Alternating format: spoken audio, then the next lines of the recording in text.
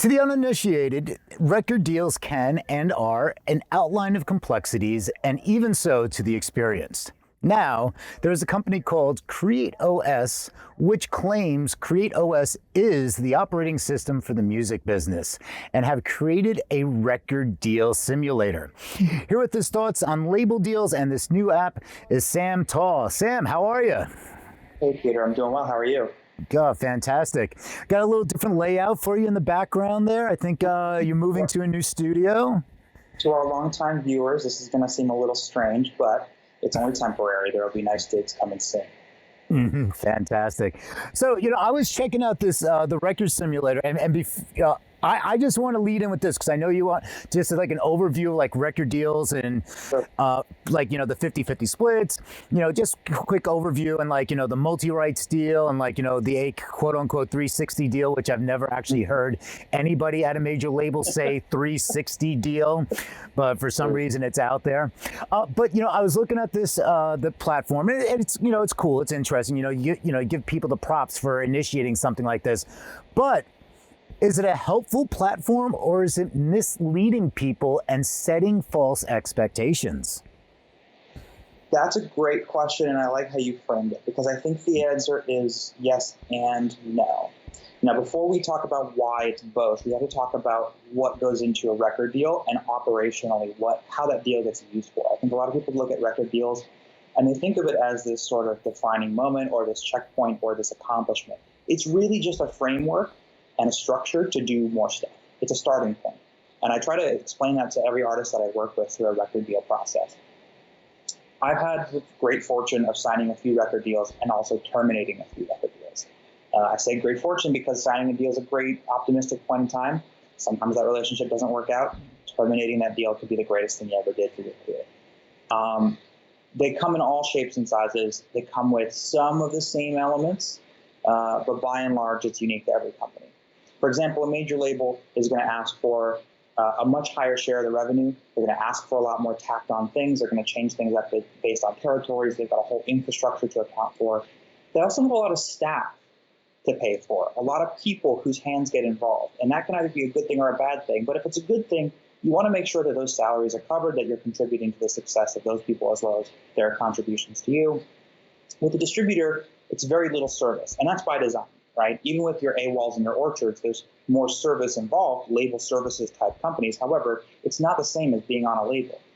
With an indie label that's doing sort of a 50-50, you expect to fall somewhere in the middle. This app is really interesting. It seems to have caught a lot of attention. Sherry, who shared it on Twitter, and it kind of went like micro viral. And I personally got into a couple of little philosophical debates in the replies with some other people, not with Sherry. Sherry's great. But it was also shared on Artist Managers Connect on Facebook. And one of the people who commented on that thread was one of the co-creators of this app and of CreateOS, which I still don't know if it's related to Create Music Group.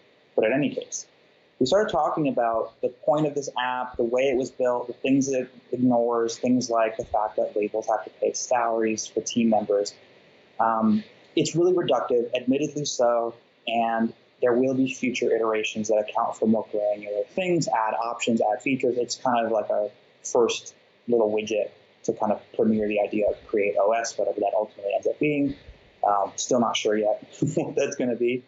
But I've played around with this tool. I think it is insightful, but it's not a great way to estimate the outcomes of certain deals. And what I mean by that is like I've mentioned, had done a few deals, one of which was with a major label. It was like a 17% artist royalty. There was a decent advance, not a huge one. There was a decent recording budget, not a huge one. This is for an independent band that made everything primarily by themselves. They just couldn't afford the right producer and mixer they wanted, but they didn't need studio time. So they didn't need a huge budget, but they needed money to make the record of their dreams. They needed an advance to quit their part-time jobs. They wanted to be able to buy some equipment and go on tour. All things that were made possible by this record budget. Now, the way that this app lays it out is, if they're going to get, X amount for an advance, X amount for a record budget, those are costs that have to be recouped first. Yes, but you can also classify them as revenues. It's recording money that you don't have to spend. It's an advance against future earnings. So it's not as cut and dry to say that the label and the artist both have to recoup costs. Meanwhile, the label is making a profit, which is currently how this act kind of represents it. And even if that were the case, what it calls net profit is really gross margin, because that gross revenue that's attributed to the label before the artist sees their first dollar after recoupment goes to pay staff salaries, goes to pay office, goes to pay for the accounting software that's going to manage the royalty flows. So it's not as cut and dry. There is a disparity. I'm not going to suggest that there's not a disparity and that labels are not somehow taking advantage of artists, because they are. We know this to be true. It happens every decade. That's not what I'm arguing. What I'm arguing is that it's not as clear as just like, oh, look at the label making 5 times as much money as the artist. It's not quite that same thing. Meanwhile, the advance goes to the artist into their pocket. How they spend it is up to them. Now, what I do like about this is that if you set the parameters of this little app to be a 50-50 label deal or a distribution or net profit deal, it shows you that it's very equitable between parties.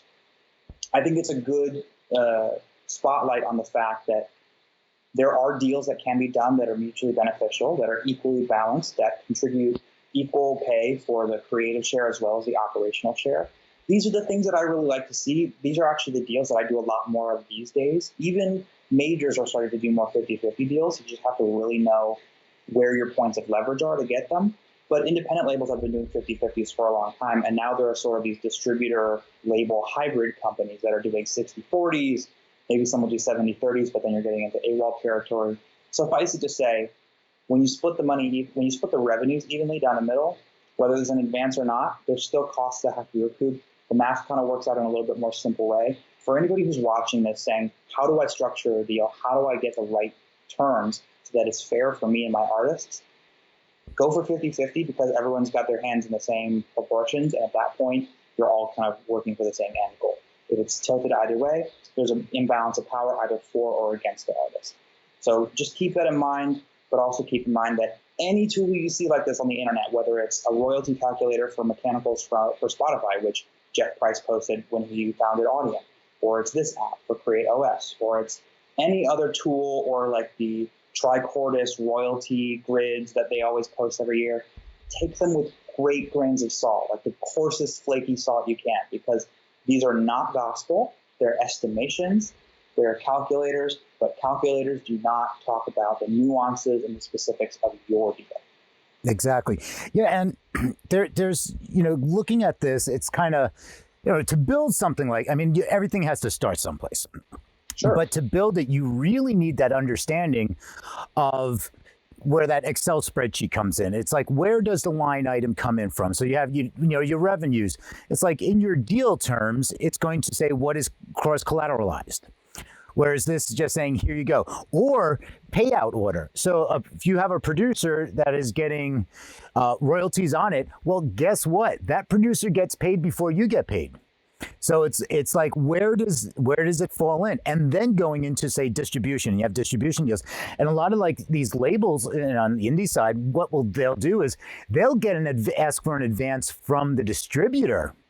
Mm-hmm. And now, does that advance from the distributor come as a package? Is that for operation expenses, or is that advance going down to the artist? Which probably not. It's somehow like, it's going to be put into different buckets, but it's operation expenses is like kind of what you are getting at there. Well, I'm sure that with labels of that sort, you can account advances as a form of operational expense. It's discretionary budgeting on their end, and they can decide what to do with it. Very similar to Spotify paying advances to the labels along with equity. It's like, is there an obligation to pay that out to the artists? Morally, I believe so. And a lot of them have, gone that same route and made that same claim in public. How they account for it's up to them. But we don't see so much of them holding back that from the artists. But that was their original intent, was to not allocate it. And eventually they get pride foul. I think, this is a particular time, and this is something I brought up to one of the co-creators of the app, is I understand this is a particular time in the sort of culture of record deals. And obviously with Kanye West crying foul about Universal and a lot of the other kind of politics around it, there's a big fight for justice and control of assets. And this isn't just music, this is macro. Like I see so much more chatter about the stock market and equities and passive income and all kinds of things because people are trying to weather another pandemic that we don't know about yet, right? But we cannot get lost in a flash. We have to focus on individual details. We have to equip ourselves with the knowledge of how these things work so that when we negotiate a deal, it's in our favor. And I've done things where it's like, yeah, it's a 360 deal. There's a certain, label commission on performance fees over a certain amount, but not under. And we create that shelter so that the artist, for example, can develop and reach from the clubs to the ballrooms to the theaters. And once in the theaters, there's enough money to go around. But if the label is taking money from the club and ballroom level, it might hinder growth. So considerations like that are completely unique.